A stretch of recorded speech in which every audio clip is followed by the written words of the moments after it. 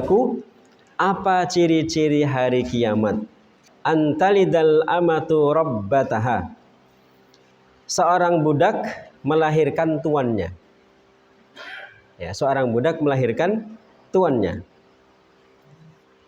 Karena kan budak ini kan kemudian dinikahi oleh tuannya. Kemudian melahirkan anak, maka anak ini menjadi tuannya. Ya. Anak ini menjadi milik tuannya, tidak menjadi budak. Budaknya itu ya beliaunya, yang si wanita ini. Ya.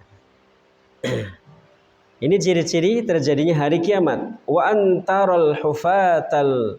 Jadi yang tadi kan karena sudah nggak ada sistem perbudakan kan sekarang, ya, maka tidak perlu kita perpanjang karena memang sekarang tidak ada sistem perbudakan. Wa antaral hufatal uratal alata ri'a asya'i yatatawwaluna fil bunyan. Ya. Perbudakan itu terjadi ketika negeri muslim berperang dengan negeri kafir. Ya. Maka kemudian ketika pasukan kaum muslimin menang, maka wanita kafir dan anak-anaknya menjadi budaknya umat Islam. Itu kalau terjadi peperangan. Ya. Yang kedua, wa antaral hufatal urata al-alata ri'a asya'i yatatawwaluna fil bunyan. Engkau melihat bahwa al-hufata, hufat artinya orang yang berjalan kaki, bertelanjang kaki. Ya, hufat itu jamak dari hafi. Hafi itu orang yang berjalan kaki. Ya. Berjalan kaki tapi nggak pakai sendal, nyeker. Hufat artinya orang-orang yang berjalan nyeker. Al-urata yang telanjang badan, telanjang dada. Maksudnya karena saking nggak punya duit, nggak bisa beli baju, nggak bisa beli sendal, berarti miskin. Ya, al-alata ri'a asya'i, mereka hanya bekerja buruh sebagai penggembala kambing. Ya, engkau akan melihat orang miskin yang nggak bersendal, nggak berpakaian baju, menggembalakan kambing. Yatatawwaluna fil bunyan, kemudian tiba-tiba mereka menjadi kaya raya, kemudian berlomba-lomba meninggikan bangunan.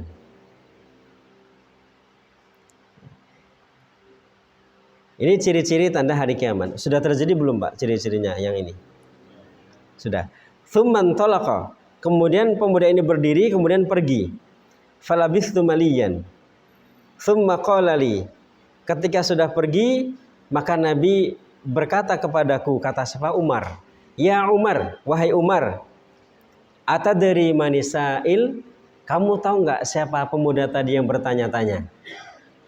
Ya, sebenarnya para sahabat sudah mulai bisa kerasa ya, ketebak, nebak-nebak. Tapi adabnya, etika para sahabat, sekalipun dia tahu, tetap dikembalikan kepada Allah wa rasuluhu a'lam. Maka jawab Umar, Allah wa rasuluhu a'lam. Allah dan Rasulnya yang lebih tahu. Maka Nabi mengatakan, fa innahu Jibril. Dia adalah malaikat Jibril. Atakum, ya, mendatangi kalian, yu'allimukum dinakum, untuk mengajari kalian tentang agama kalian. Jadi malaikat Jibril menyamar menjadi seorang pemuda, ya, yang kemudian bertanya kepada Nabi. Karena bentuk aslinya malaikat Jibril kan punya 500 sayap. Ya, bentuk aslinya. Jadi malaikat Jibril itu cuma 2 kali menampakkan aslinya di depan Nabi, itu 2 kali. Saat di Gua Hira turun wahyu pertama, Iqra bismi rabbikal ladzi khalaq. Saat itu Nabi melihat seluruh bumi tertutup oleh malaikat Jibril. Melihat ke atas malaikat Jibril, ke bawah masih malaikat Jibril, ke ufuk timur masih tertutupi malaikat Jibril, ke ufuk barat masih ketutup. Karena punya 500 sayap. Jarak antara satu sayap dengan satu sayapnya antara timur dengan barat. Berarti bisa jadi besarnya malaikat Jibril itu bisa 700 kali lipat besarnya bumi. Ya. Kemudian yang kedua, saat dimi'rajkan ke Allah ke langit Nabi Muhammad. Jadi Nabi Muhammad naik buraq didampingi malaikat Jibril pakai bentuk aslinya. Jadi selain itu malaikat Jibril itu turun menyamar sebagai manusia. Ini salah satunya di hadis yang kedua ini.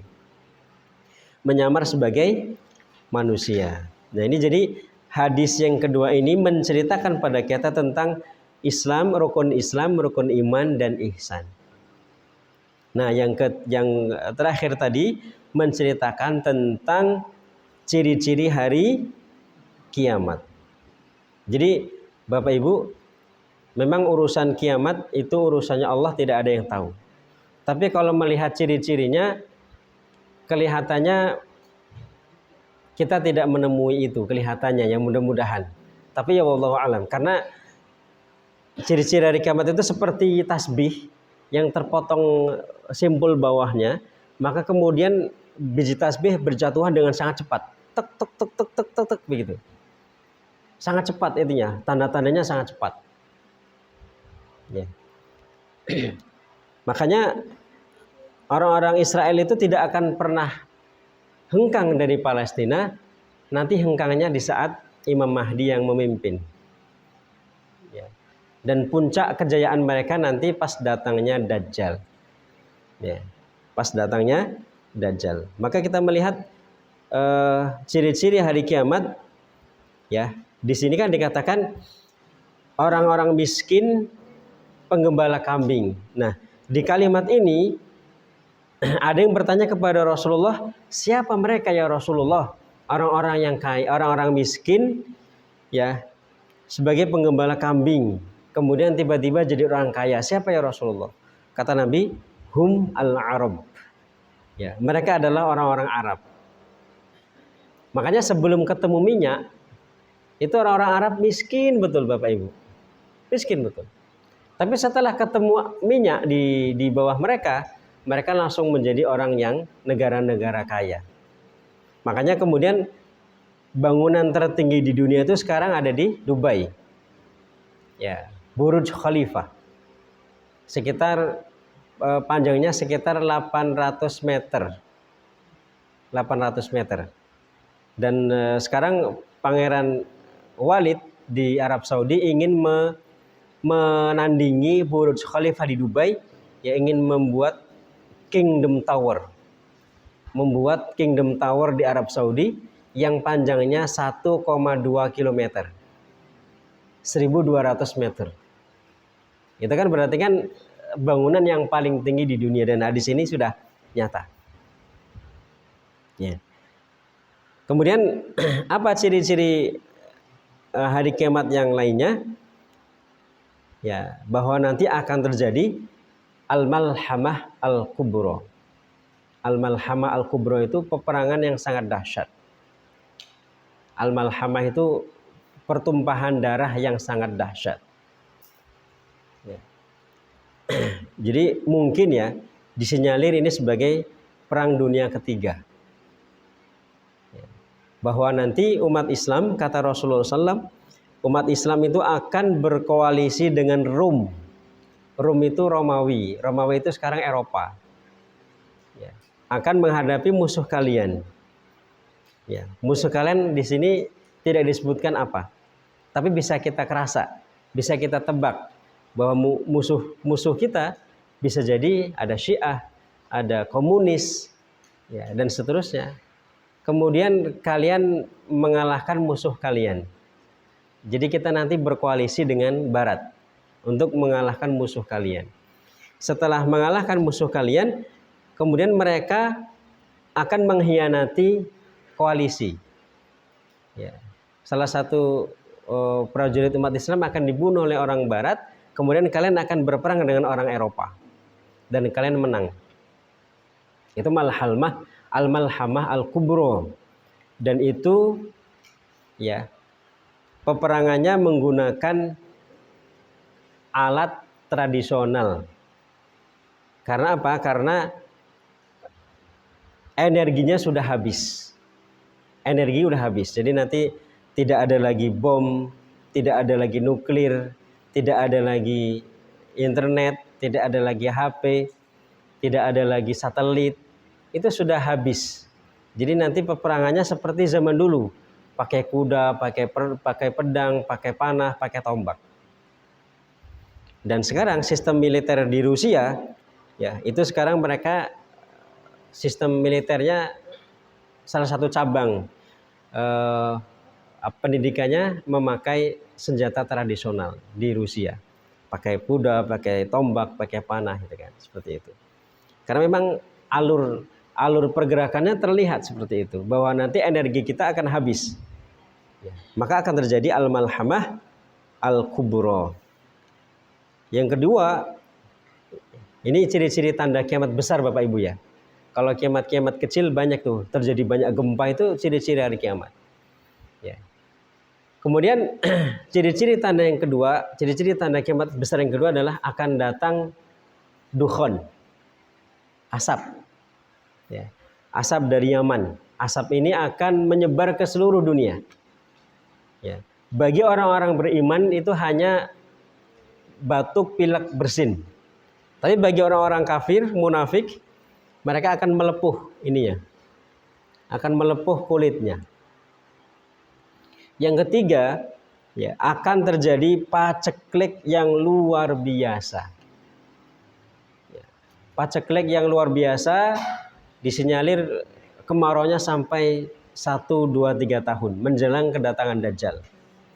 Jadi Bapak Ibu, ciri-ciri Dajjal datang itu nanti kemarau 3 tahun. Nggak ada hujan, sehingga nanti sumur-sumur kita pada kering, ya, tidak ada rumput-rumput yang hijau. Sekarang aja yang punya sapi dan kambing sudah mulai ketar-ketir, ya, nyari rumput udah mulai kesusahan. Ini hanya baru beberapa bulan ya, baru 2 bulan Bapak Ibu ya. Nanti 3 tahun, ciri-ciri Dajjal datang 3 tahun. 3 tahun tidak ada hujan, dan Dajjal turun. Karena krisis pangan. Makanya nanti menurut beberapa pengamat militer, ya, pengamat politik, bahwa peperangan ke depan itu bukan memperebutkan energi. Makanya kenapa Amerika menginvasi Afghanistan, menginvasi Irak, alasannya satu, ingin mengambil energi dari Afghanistan, dari Irak, karena ada sumber daya minyaknya. Tapi ke depan, ya, itu terjadi peperangan dunia ketiga, memperebutkan pangan, ya. Dan negara-negara yang dilintasi oleh Zamrud Khatulistiwa itu adalah negara-negara yang tingkat kesuburan tanahnya lebih tinggi, sehingga daya tahan pangannya lebih tinggi.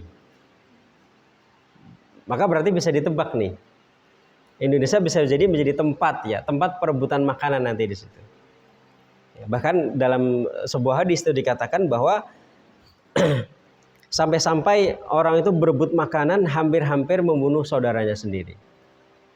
Ya, sampai orang yang beriman pun ketika melewati kuburan ini mengatakan pada kuburan, alangkah enaknya kamu di situ ya, nggak merasakan kegetiran kami saat ini. Itu orang beriman, Pak. Ini dalam sebuah hadis dikatakan seperti itu. Ya. Baru kemudian setelah 3 tahun itu baru muncullah pemimpin orang-orang Yahudi, Dajjal. Yang kalau di beberapa simbol itu simbol mata satu itu loh Bapak Ibu. Simbol Illuminati. Ya. Simbol bundar, kemudian ada simbol mata satu, itu simbolnya Dajjal. Ya. Dia akan muncul di daerah sekitar Iran, Khurasan. Walaupun dulu sudah pernah terlihat oleh salah seorang sahabat. Jadi Dajjal itu memang usianya sudah ribuan tahun. Ketika sahabat Nabi itu Tamim Ad-Dari itu sesat di sebuah pulau, ya, tersesat di sebuah pulau, kemudian bertemu dengan binatang yang tertutupi oleh seluruh badannya tertutupi oleh bulu, sehingga tidak diketahui mana depannya mana belakangnya. Tapi ngajak sahabat Nabi ini untuk menemui seseorang di gua. Di gua itu melihat ada seseorang yang terangkeng. Terangkeng itu apa namanya Bapak Ibu, terbelenggu. Pemuda ini bertanya, yang terangkeng bertanya sama sahabat Nabi, kebun kurma di Gaisan masih buah atau sudah tidak buah? Masih buah. Kata Tamim Ad-Dari, itu sebuah kebun kurma di daerah mana itu ya. Tapi sekarang sudah nggak berbuah. Kemudian yang kedua, apakah sungai Tiberias sudah sudah surut? Dulu di zaman Nabi dulu masih tinggi airnya. Nah sekarang sungai Tiberias itu sekarang berada di Palestina yang dijajah oleh Israel tadi. Ya, sungai Tiberias, gundukan tanah itunya sudah mulai kelihatan, gundukan dasar yang menggunung itu. Dan yang ketiga, pertanyaan ketiga, apakah seseorang yang namanya Ahmad sudah diutus oleh Allah jadi nabi? Sekarang ada di Madinah. Kemudian pemuda yang di kerangkeng tadi mengatakan, oh kalau begitu sebentar lagi saya akan dibebaskan. Maka Tamim Ad-Dari ketika sampai di Madinah menceritakan cerita ini. Kata Rasulullah, fa'innahu dajjal, itu adalah dajjal. Tidaklah ada seorang nabi yang diutus kecuali memperingatkan kepada umatnya untuk hati-hati kepada fitnahnya dajjal. Ini fitnah yang paling besar di muka bumi ini adalah fitnah dajjal keluar. Dan setiap nabi dari Nabi Adam itu memperingatkan umatnya untuk hati-hati kepada dajjal. Jadi dajjal itu usianya sudah ribuan tahun, menunggu dibebaskan. Ada yang mengatakan dajjal itu Samiri yang umatnya Nabi Musa yang kemudian menjadi orang kafir. Yang kelahirannya ya, ketika bayi diasuh oleh malaikat. Beda dengan Nabi Musa. Jadi Samiri ini bayi yang dirawat oleh malaikat Jibril. Tapi ketika dewasa menjadi kafir. Kebalikan Nabi Musa dirawat oleh orang yang mengaku Tuhan, Fir'aun. Tetapi ketika dewasa menjadi nabi.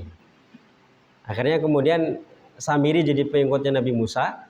Tetapi ketika Musa pergi, ya Samiri membuat patung sapi betina.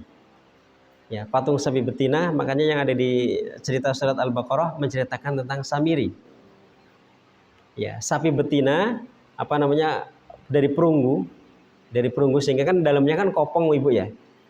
Ya, ketika Nabi Musa pergi menemui Nabi Khidir, ya.